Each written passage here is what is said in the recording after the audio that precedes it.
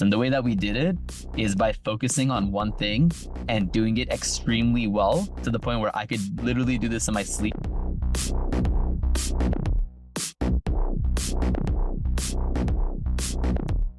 Hello, everyone, viewers, listeners. Welcome to another episode of Test, Optimize, and Scale. I'm looking forward to today's discussion with Chirag Sagar, expert when it comes to the world of podcasting, branding, events, entrepreneurship as a whole. We're going to be able to go in deep today and talk about Mission Matters, all of the different media publishing that's occurring. Chirag is very well connected, has an excellent portfolio of case studies. I have mentioned I've been looking at the calendar, and today is the day. Chirag, thanks for taking the time to join the podcast here. Yeah, thanks so much for having me, Jason. Really excited to kind of share some insights here. Excellent. And what is your background? What is your story? Where did it all begin for you? Yeah, so I started, born and raised LA. Grew up in the Glendale area, and ended up going to USC undergrad, and didn't realize I was going to get into the marketing, branding side of things. I always thought I was going to get into finance. So when I went to college, USC, I actually thought I was going to get into accounting or finance. And one of my first internships was actually doing an accounting internship for a buddy's company. I think they had about 100 staff, give or take. They needed me to do a bunch of expense reports. Realized pretty early on that just was not for me. Sure. Grateful for the experience, but immediately checked off what I'm not going to do post-college or for a living off that list. But I still thought maybe it would be finance related. And so I kind of continued. I did a couple more internships. I even was Series 6, 63 life insurance license working for a financial advisory firm for a little bit in between college. And one of my friends from high school co-founded this nonprofit teaching financial education, financial life skills to high school students. I ended up bringing that program to USC from the University of Chicago. Didn't realize that was going to become my full-time job, but it basically did. So organically, we grew this program all 4 years, volunteer run. And then him and I were employee number 1 and 2. So I was living in Chicago for a couple of years, running this program. And I call it getting my paid MBA, if you will. Essentially wore every hat. It's a 2-person team, right? So you kind of have to do a little bit of everything. Yeah. Realized I hated a lot of the administrative side of things, though they're important. Don't get me wrong. You definitely need legal and accounting and more the administrative side of building a business, and definitely vital to the growth. I just didn't want to be the person day to day having to do that. I realized that I love marketing. I love growing and scaling companies, love sales. So love MOS, I think is what they call it, right? Marketing, operation, sales. I love that whole side of the funnel where you're able to grow and scale a company and streamline operations. It kind of, for me, it was just music to my ears, being able to work on some of these initiatives. And the way I got into marketing or fell in love with it is Facebook introduced advertising on the platform. And we were running a Kickstarter campaign, crowdfunding campaign, trying to raise money for the nonprofit. We spent $50 on some Facebook ads, got $100 in donations as a result of it. So direct ROI. And we did that a few times. We'd spend $25, $50, $100. And we either made back the money we put in or made back more than we put in. So light bulb moment 10 years ago, 2014, was realizing how Facebook was going to disrupt the entire advertising industry. And so ended up leaving the nonprofit and ended up jump-starting a social media agency. So that was essentially the jump-start into how I got into marketing, a very organic process. That's how I got into Facebook advertising as well, by the way. Your story is really resonating with me. I grew up in Valencia, but also LA. So, Glendale, USC, hopping around, figuring out what you liked, what you didn't like, and really honing into marketing, operations, sales. I actually haven't referred to it as MOS. I like that. I'm going to quote you on that. And that's really what allows an organization to grow, right? So crowdfunding. Why crowdfunding? I understand it was probably to raise some capital, probably to get some initial movement, and the advertising was able to, continue pushing things along. 2x ROAS. That's hey, it's working. Let's keep doing it. I love it. But why crowdfunding? And I say that because I feel like not all audiences understand crowdfunding and why. And I like speaking to the what's underneath. Yeah, it was a lot more popular. This is 2013 when we launched this campaign. So this is almost, I feel like, at around the peak when all of this was just getting going, especially when you complement it with Facebook ads, which was, I think, right around when it like started like really picking up. Um, it was just a popular way to raise capital where you can highlight, you can almost socialize in a scalable way, digitally speaking, what you're doing versus having to throw an actual fundraiser in-person event, which has a lot more costs. You're now able to do this digitally where everyone can go in and you can see how much donations are going in and you kind of get to see that ticker. In this case, you can use a platform like Kickstarter or Indiegogo or whatever. I think Tilt. I forgot the name of the platform we use, but essentially all the same thing, right? Right.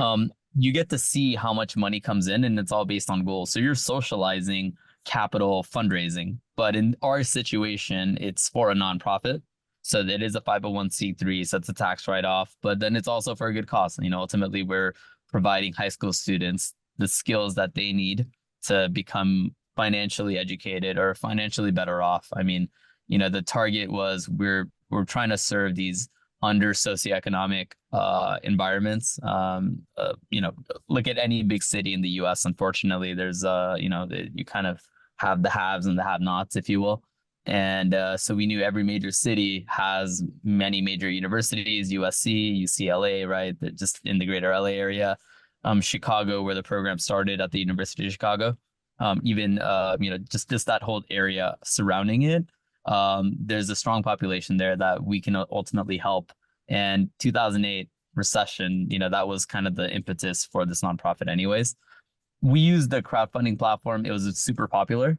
And ultimately, we kind of saw it as a great way to raise capital. And we saw a lot of other nonprofits doing it too. So we're just observing, seeing what are the trends at the time. And it just made sense. And the social media marketing agency, were you guys working on crowdfunding campaigns, e-commerce, lead Yeah. generation, user acquisition? What were the focuses for the social campaigns? Yeah, great question. Okay, so when I first started, some of my first clients, just because of I think just the immediate friends and people that I knew, like I was working for a really big fashion designer and she wanted more growth. So just user growth. She just wanted to build more of an audience and build up her brand digitally, because she'd done really well for herself selling her dresses into a lot of big retailers. And so wanted to the digital side of her business to kind of keep up. And my next venture I ended up working on, a friend of mine wanted to start a luxury publication, essentially wanted to create the BuzzFeed of luxury. So this was all focused on brand awareness, driving traffic. And within 6 months, we take this platform that's non-existent to reaching over 20 million people a month, all organic, not a single dollar spent on advertising to promote the traffic. We just realized we're just, at the right place at the right time, the same way that you could take advantage of YouTube in its early days in 2006, 2007, Twitter in its early days and like the early, or I guess the late 2000s. Facebook in its heyday and from 2010 to the 2013, when you post, if you have 1 million followers on Facebook, for example, there's a chance that all 1 million followers will actually see what you post. You're not at the mercy of the algorithm that eventually launched in 2014, 2015. But, essentially each platform you come across, whether it's TikTok or Snapchat or any of these platforms, they need a user base to come on, and you have this window of opportunity where organic growth, you can take full advantage of it to build and amass a really big following. Because after that window closes, it becomes a pay to play platform, as we've kind of seen time and time again over the last decade or so since social media has been relevant. And so my skill set in the beginning was just kind of following wherever the opportunities came in. So it was user growth, user acquisition. I did work on some user acquisition campaigns, worked on some media buying campaigns as well, to generate more traffic and awareness. I also worked on some direct D2C opportunities. But I would say the bread and butter for a lot of the campaigns and the clients that I ended up working with were more growth and more brand awareness and then probably user acquisition after that. Okay.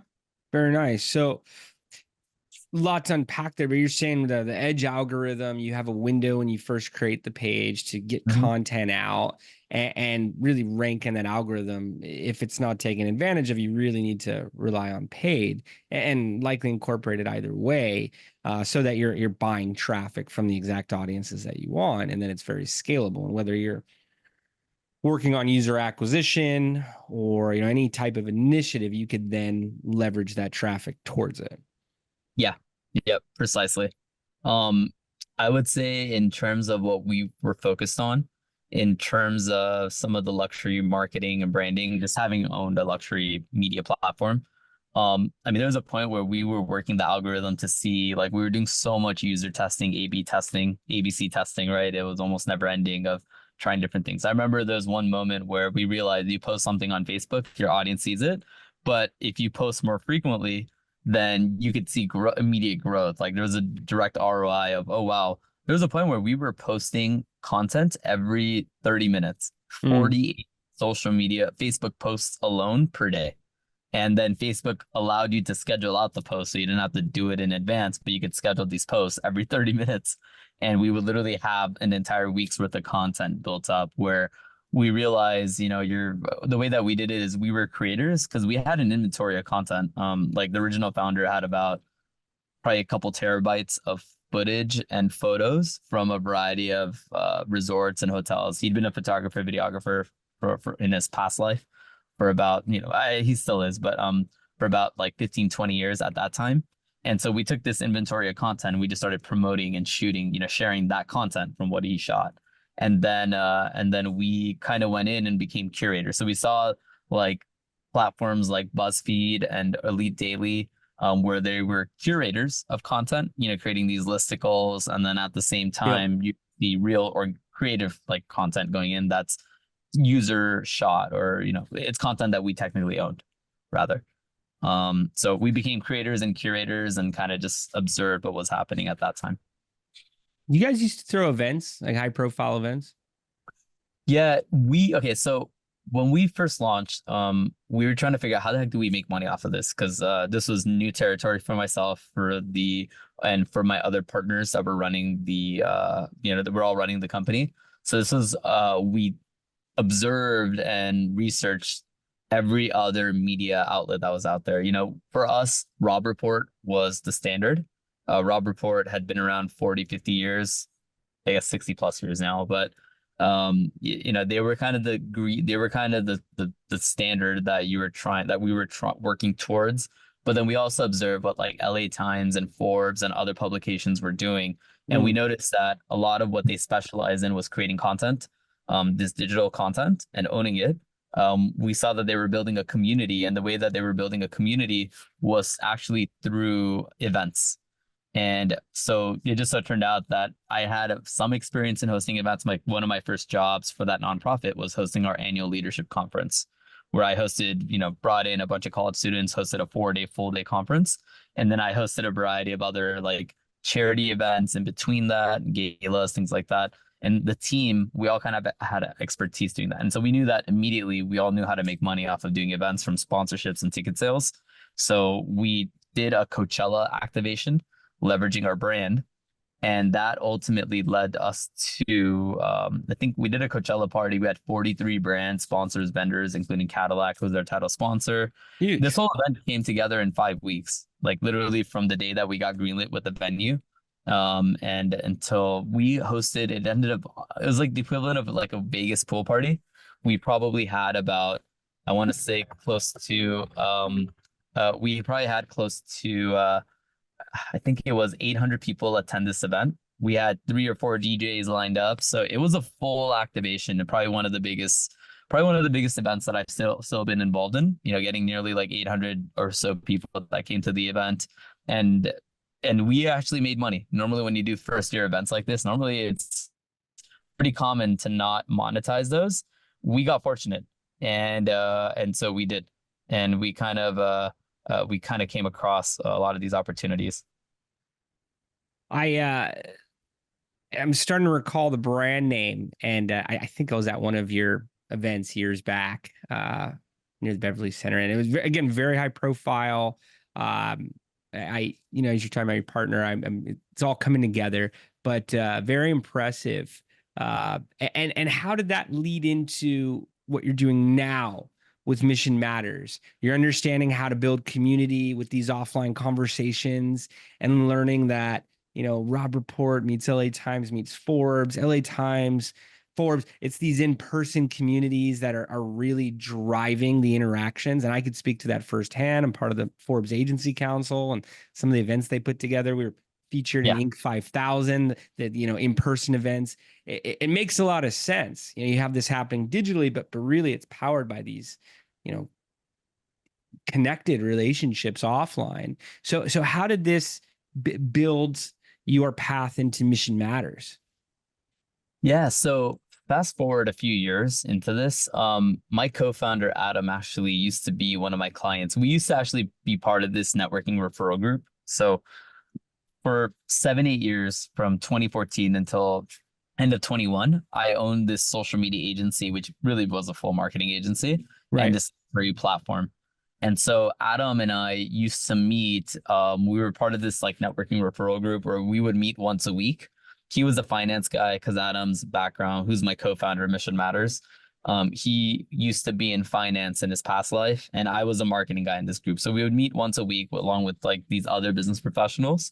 And so Adam and I got to really know each other. Adam actually advertised in our luxury publication because he wanted to connect with high net worth individuals, just wealthy consumers in general. That's who he wanted to bank anyways. And then he became a client of sorts. So I've helped him with some social media strategy and some insights. And so the way it happened is Adam published his first book in 2016, which total pain in the butt, but we ended up getting it done.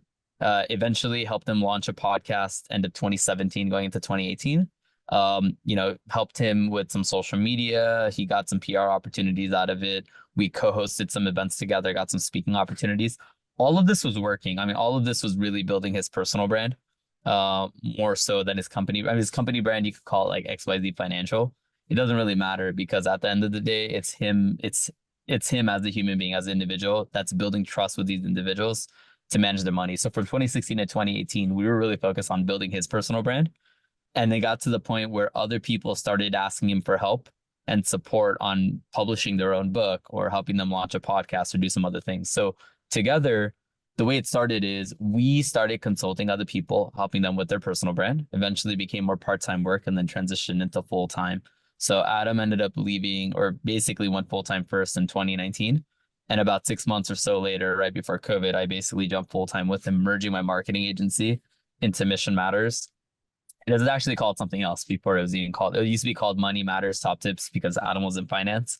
So it was basically just based off of the financial side of things. And we ended up doing a full rebrand in 2020, and then called the company Mission Matters, buying the domain name, which at that time was the most expensive purchase we made. Getting the domain name, and then also I guess rebuilding, because mind you, we had about a couple thousand podcast interviews under the Money Matters Top Tips name brand. So on the website, we had like thousands, like 1,000 or 2,000 articles. We have a podcast that still lives. It's called the Money Matters Top Tips Show with Adam Torres, and we probably have close to 1,500 to 2,000 interviews on that. And we knew that starting from scratch, Mission Matters, we basically had to rebuild everything. So rebuild a whole new website. It was going to be nearly impossible to transfer these 1,500 to 2,000 interviews, podcast interviews, from the old site to the new one. So we literally had to create brand new social media accounts, brand new podcasting accounts, and we started from back to square zero. So almost had to build a whole new company round up, when we got Mission Matters going officially.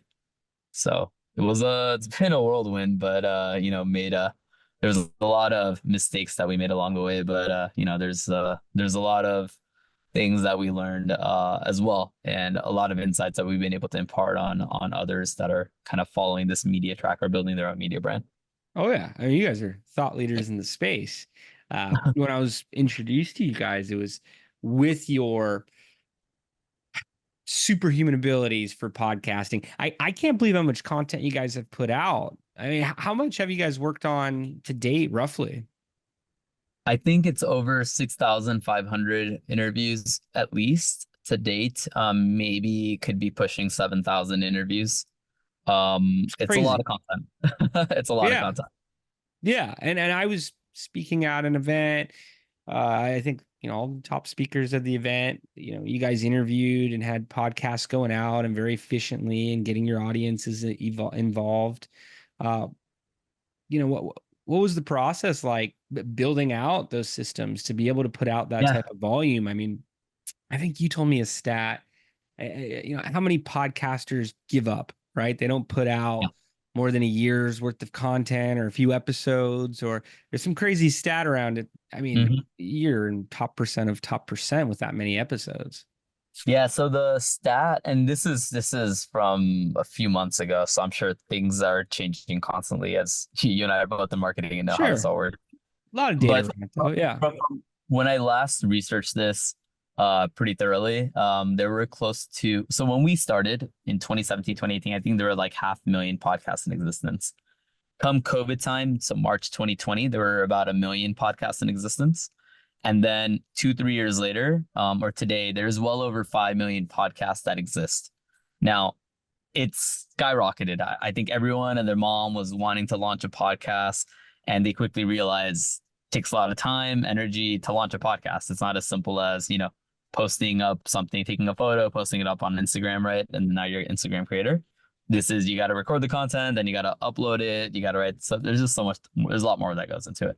Anyways, about I think 4 or 5 months into it, there's on average about like an 80% drop off in podcast creators, Wow. which means if there's 5 million creators that exist today, after 4 or 5 months of them launching their podcasts, they just stop creating content. So realistically, there's like 1 million creators that exist after month 6, let's say.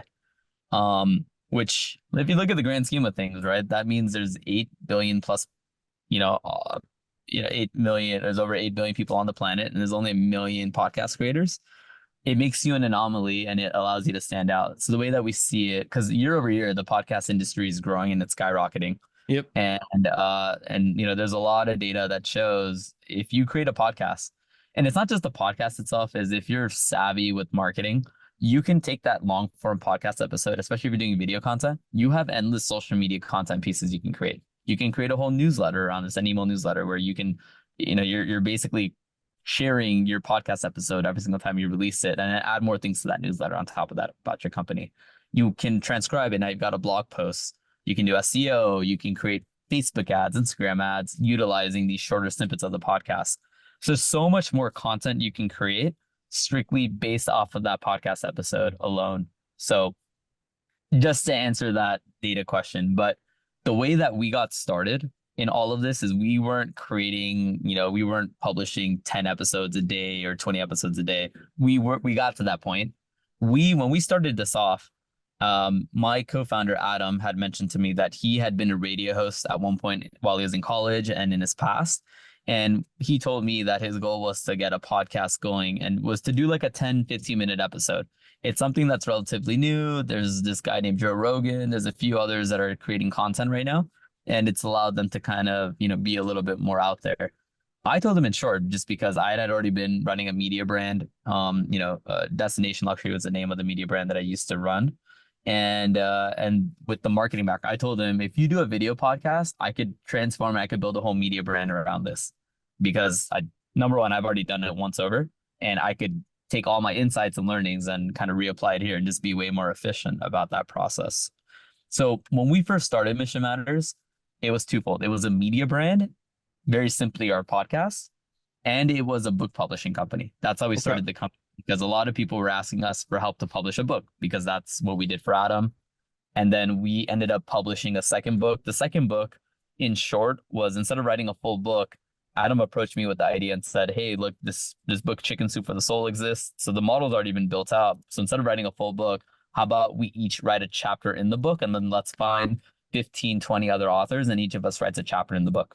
Right. That's Right. how the company started. So it was one book focused on real estate. We did a book release event, 1 or 2 events, and then we had other people approach us and said, this is a great idea, but why don't you do a book on business leadership? And so we worked on our second book, which is, again, 15 to 20 authors coming into that book. While that was happening, Adam started interviewing one person a day. And it was a 10-15 minute episode. So he would record the content. Immediately, he would edit the content himself and then just upload it. And this is strictly just audio. So we were just doing audio pieces of content, doing one per day. I want to say we did that for about 3 months. Let's say about like 100 interviews in. We realized that for every 10 guests that Adam interviewed, we got one book author client out of that. So out of the first 3 months, we did 100 episodes, give or take, so 3.5 months, whatever that was. We got about 10 authors because they were first guests on our podcast, which is how we built a relationship. Right. When they Googled our company, at that time was Money Matters Top Tips, they would see that we're a book publishing company, and they would see we have this option to be a co-author in a book. And so what was happening is Adam was interviewing these people. They would Google us. They'd get the interview come out. It would be recorded and edited that day.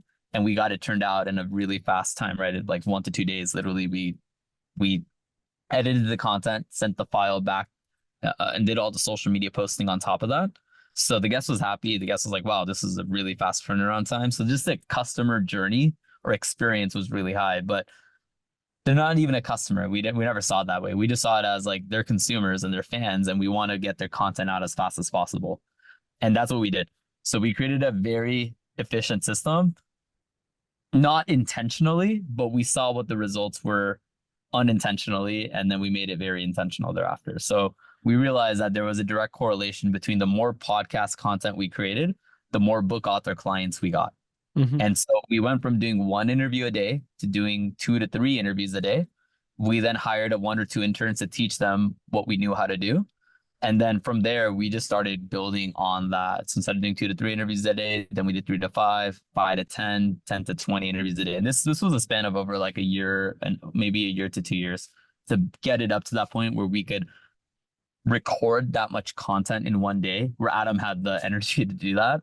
And also have the team on the back end to support the editing infrastructure so that within 2 to 3 business days, even if we were recording 20 podcast episodes that day, within 2 to 3 business days, we could turn that content around and get it published and distributed across all of our platforms and sent it back to the guests. And then we still saw the sales numbers increase in conjunction. I think we're like 12, 13%, 6,500 interviews in. We have like over 1,000 paying clients because of that. So part of the reason we grew it and built it, but then of course, as you can imagine, like every company, it just evolves and grows and morphs many times over. So this is insane. I want to make sure I'm getting it all correctly. 80% of podcasters don't podcast, over 4 months, 5 months. People, announce on Facebook, wherever, hey, I'm doing a podcast. I know, I guess. All right. Probably won't be around in a year. You're saying 4 months, 80% of them won't be around. You guys were able to see a direct correlation from your episodes to book signing clients, to clients that you guys are bringing in for various types of marketing services. For the book publishing alone, it was 1 out of every 10, essentially, if I'm getting that correct. And across 6,500 episodes, you then realized, hey, we've brought in over 1,000 clients. We haven't brought in over 1,000 clients, brought in over 800, but 1,000, that's a crazy amount of contracts. And you were able to essentially have fun during the process. I think these discussions are great. I never really look at it as something I ever need to stop. It's a lot of fun. I'm learning all about you and your background. Again, I didn't know, and put 2 and 2 together for Destination Luxury. I know how effective you are at podcast production. You've given me tips towards book writing. Maybe I'm one of those 10 that come out of it as well too, because I think it's not even a sale. Business is the monetization of value. People get a weird sense when they hear, a sale, it's a used car dealership and a back room and there's contract. I don't think that at all. I'm friends with a lot of clients, vendors, when I say friends, 10 years plus. So I think it's just finding things that can be impactful towards one another. And so you're saying by building these relationships, doing podcast episodes, by that organic, authentic format that's usually, at greater length, greater depth, you were able to develop these relationships that closed at a much higher level and a very scalable business as a result. Yeah, that's exactly it. We basically ended up, to your point, it wasn't even sales. It was what ended up happening is just the people we just got more savvy and we built out a process. So like we basically, it was just too many interviews where it was just too much information and we needed to make our team very efficient. So Yeah. we had to create extensive questionnaire forms to get like people's title, official names, company websites, their social media handles, because we built a supply chain, right? Like there was 4, 5, 6, 7 people involved in editing these podcast episodes. Mhm. So by the time you go down the supply chain, the social media person that's doing the posting needed all of these data points and make sure that they're correct so we could tag these people in the posts and then we could send them the email address. So we basically created this extensive questionnaire form, and part of that was asking them, hey, would you like to get more information in launching your own podcast? Would you like to get more information in publishing your own book? Would you like some help with some PR initiatives? Anyone that said yes, immediately, we would finish that interview because it was a very efficient system, and then we let them know, hey, you mentioned that you want to get more help on launching a book, and then someone on our book publishing department would reach out. And that's basically, it was a very self-prescribed approach, and it was always educational. Our whole approach is, look, we're going to let us inform you who we are, what we do. This is how we exist. If you want help, let us know. Otherwise, no problem. That was literally, that's been our approach and still is our approach. Very educational, very real. That was my experience. I was a guest on the podcast after meeting at the conference, and I learned a lot. I know about book marketing to an extent, and different launch programs, and still came away referencing points with my partner, my team. So it's relationship based, it's education based, and it doesn't feel like hey, a numbers game, just transactional. You're being of actual value. You're being potentially, if you're able to work with them, impactful towards your guests and their overall goals. Exactly. I mean, our whole thing is the moment that someone becomes a client of ours in any part of the business, right? Whether we're helping them with PR or their book, or we're helping them host an event, or they're sponsoring one of our events. Really, what we see it as is building a community. So the moment that someone becomes a client, it's not a transactional relationship. It's how do we continue to provide more value? Like one thing that we did do is we realized that a lot of our clients actually would benefit from meeting one another, and they could become each other's clients. Yeah. And so we started to do. So we started to host these client only events, and we built up an entire WhatsApp group and launched a digital community to connect our event attendees with our clients, with our podcast guests, so they have a chance to connect and meet each other. So if they're traveling, they have a network that they could tap into. If they need a resource or they need to connect with an attorney, I just had someone literally yesterday reach out and say that they've outgrown their bookkeeper and their current CPA, and they need to hire an entire accounting department or an actual accounting firm that scaled up to keep up with their sales because this company's growing. And so they put a note into the chat, and they had about 3 or 4 people reach out asking for help and support. So like that's what we started to do, is we realized that if you're going to be a community, we saw ourselves as more of a community of bringing together mission-driven leaders. Mm-hmm.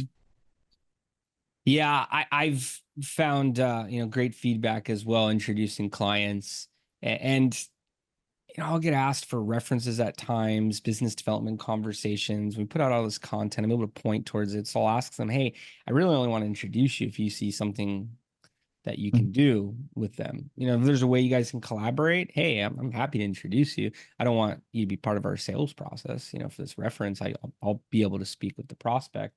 But if there's a way to introduce people, and they're able to play a positive role in each other's campaigns, goals, initiatives, growth, then hey, why not? And that's where the community comes out of, like you're mentioning. Yeah. Yep. And exactly. You have a lot of investors in your community as well too, right? Mm-hmm. Yeah, we just literally hosted about 3 weeks ago. We hosted an event with the head of Amazon Health, was on the team that acquired One Medical for $1 billion.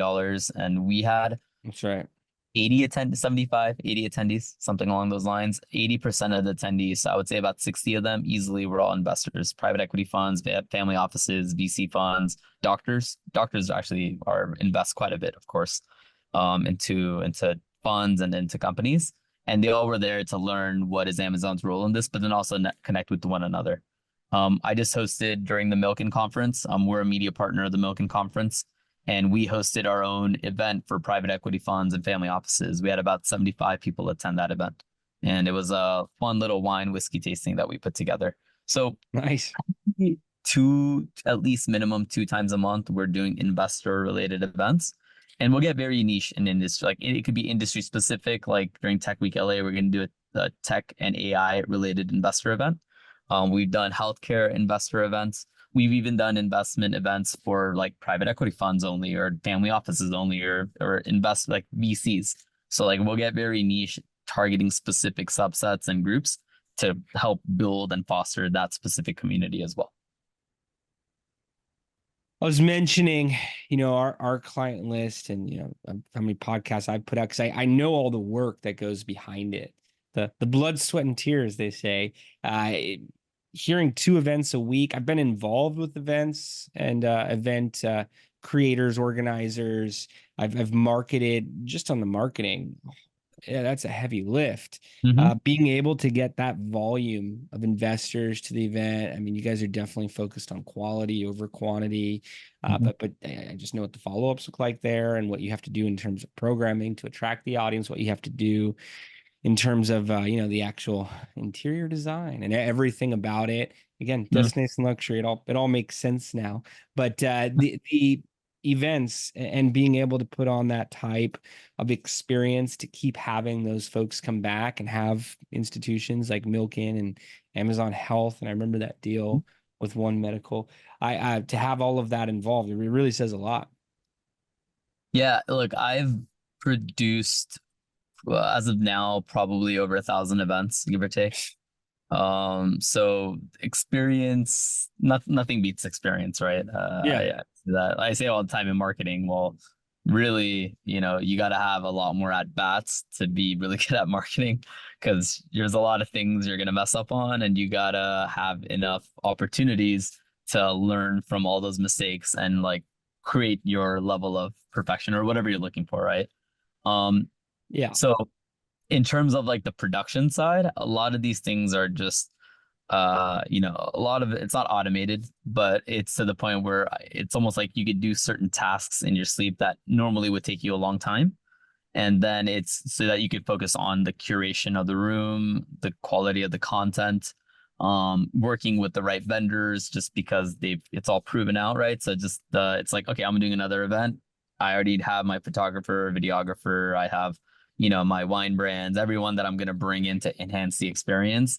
They're pretty much just on standby, and we've kind of got this like, it's an unspoken word of like that trust, everything is established and built, and we kind of have that quality of like, how do we continue to build on and even improve upon all of our existing systems.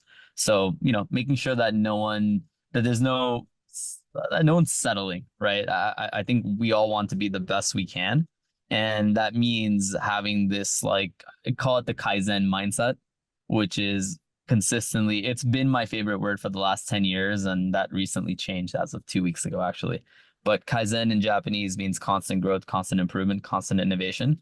In short, it means being a better person every day. And so part of that is, how do you improve your event, even if it's a slight modification, even if it's as near as perfect as possible. Maybe it's, hey, maybe we need to set aside the food this way so that there's a little bit more flow in the room, and it's a little bit easier to walk around. It could be a small subtle change like that. I'm seeing the similarities of our philosophies. Kaizen, constant growth, constant improvement, constant innovation. That's what Test Optimized Scale is all about. Never settle, always Mhm. be looking to improve. I know our clients demand that of us. And, to that, it's not always easy to take something that's working and improve it, or take something that is not showing performance and being able to manage it to a point of effectiveness. What recommendations would you have for founders who are listening in, to test towards their own model? Would you Yeah, be pointing down the podcast route, books, events, anything towards their personal brand, marketing? You mentioned paid traffic. I look at marketing as a series of tests that you can yeah, then constantly grow, improve, innovate. But yeah. what recommendations would you have for the audience? Yeah, look, I think depending on what you do, right? Depending on what industry you're in, I think some of the old school methodologies haven't changed. Like I think having the foundation of who are you, what are you doing, where you like having your solidified vision and mission statement in terms of like what does the future look like in terms of like the broader horizon. I think that's super vital because what that does is it paints a clear picture between the entire team and the company. And then the core values establishes who you are. Like this is your brand identity.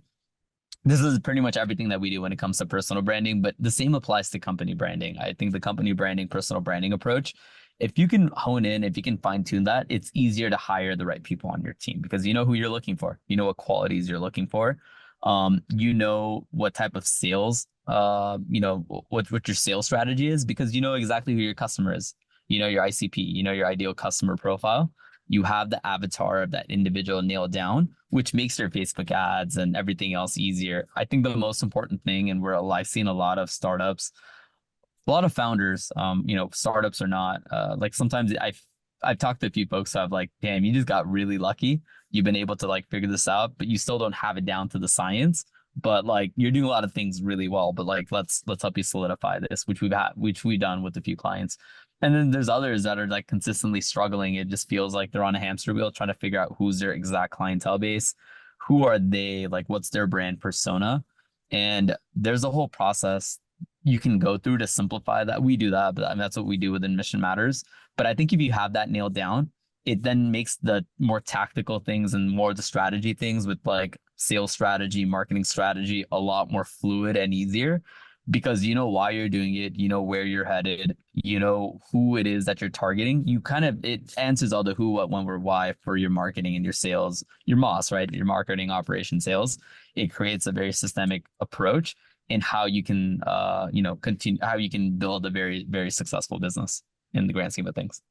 Absolutely. And it always surprises me how many groups don't have those goals, the path towards them. I like to picture, you know, an algorithmic roadmap, you know, with the numbers all the way through, only to measure with numbers. What if it's not working right out of the gate? What's been your path towards optimization, you know, towards improvement, if you will, innovation? Yeah. How have you been able to take campaigns that are doing good, but they want to do great, or you know, aren't producing anything and need to work for the company to survive, for the company to grow? Yeah.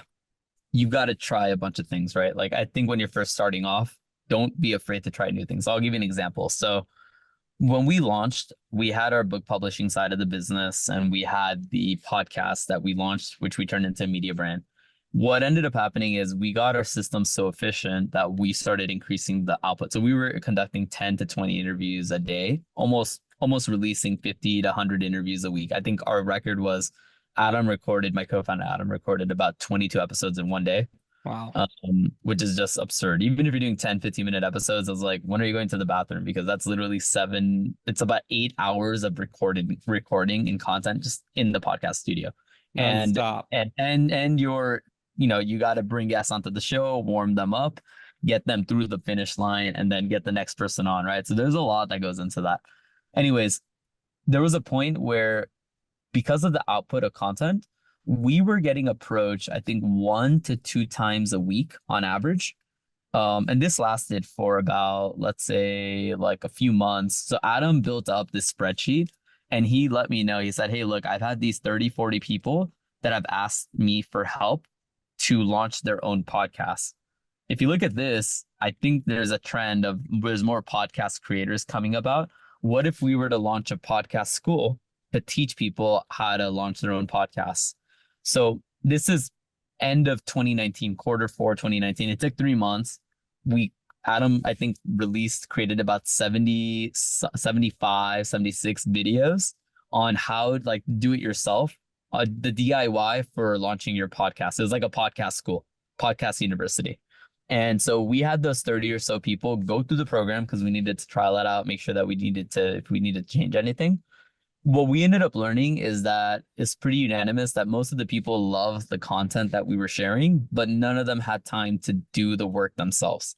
So mind you, Adam and I thought, oh crap, we just wasted 3-4 months in creating all this content, building this whole inventory, creating this whole sales process to bring all these guests onto our, bring all these individuals to go through our podcast school to test it out, only to find out that none of them wanted it. But what ended up translating is that most of them came back to us and said, hey, you guys have such an efficient system down. What if we recorded the content and paid you and you did all of this work for us?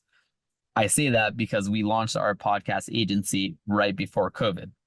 And then during COVID, when there was a whole boom in the podcast industry, we were just at the right place, right time. But it wasn't, we tried something out, it failed, and it led to actually something else happening as a result of it. So I think in short, fail forward, right? Because if you try something, I think like the Wayne Gretzky quote, like you gotta go where the puck is headed. And sometimes someone else actually shared this with me on a podcast episode, oddly enough, was and I think it's like sometimes you just gotta skate. So even if you just have to create some momentum for yourself, because you never know what it could turn into versus you just being stagnant and stuck. It's better off just to move around, because who knows, you might end up, even if it's accidentally, in the right spot. Even if it's accidentally in the right spot. I like that. I say an expert is someone who's failed at something every way that you can. So I was thinking of that when you were talking about all the podcast episodes you guys have recorded and how you've learned from them. You're talking about the school, and everyone's got great ideas. Most people don't see them through. Most people don't test them out. You're actually running them and saying, hey, this is working better than that. I always mention that for digital campaigns of, hey, we have assumptions going in, but we need the analytics. We need the data to show us what's working best, and then make data-driven decisions from there. So you were able to say, hey, school, this could work. You were able to find more attractive avenues at that point and redirected. What about scale? It's what everyone wants to talk about. You've been involved. A lot of exciting projects, those that have hit critical mass. You've mentioned some very big brand names here. You've talked about the volume of content you guys have created, which still, just as a creator myself, I'm amazed by. I mean, Joe Rogan, I listen to all the time, over 2,000 episodes. You guys are well past 6,500, 7,000.